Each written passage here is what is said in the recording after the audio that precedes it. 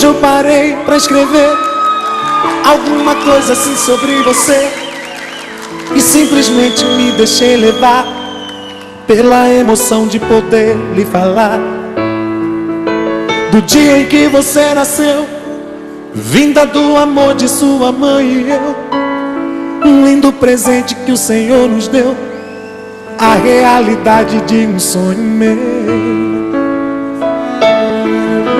E quando você chorou, Deus me ensinou uma nova canção.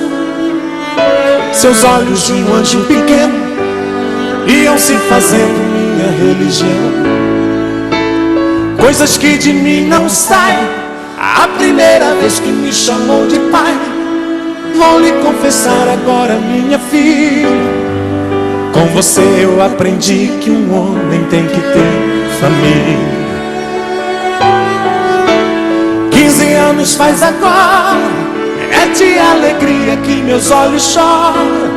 Meu pequeno anjo que agora fascina, para mim vai ser sempre minha menina. Filha, onde você vai, pode não sobrar um lugar pro seu pai, mas tenha certeza que eu vou sempre estar perto de você, onde quer que vá. Não é que eu vá te vigiar, não é que eu queira ser seu dono. Isso é só um cuidado de pai. Filha, eu te amo. Viva a família!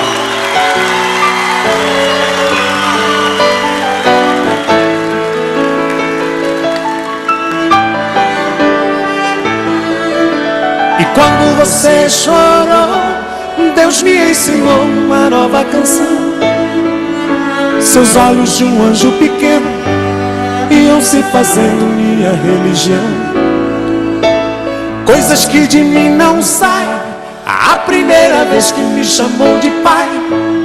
Vou lhe confessar agora, minha filha, com você eu aprendi que um homem tem que ter família. 15 anos faz agora, é de alegria que meus olhos choram. Meu pequeno anjo que agora fascina, para mim vai ser sempre minha menina. Filha, onde você vai, pode não sobrar um lugar pro seu pai, mas tenha certeza que eu vou sempre estar perto de você, onde quer que vá.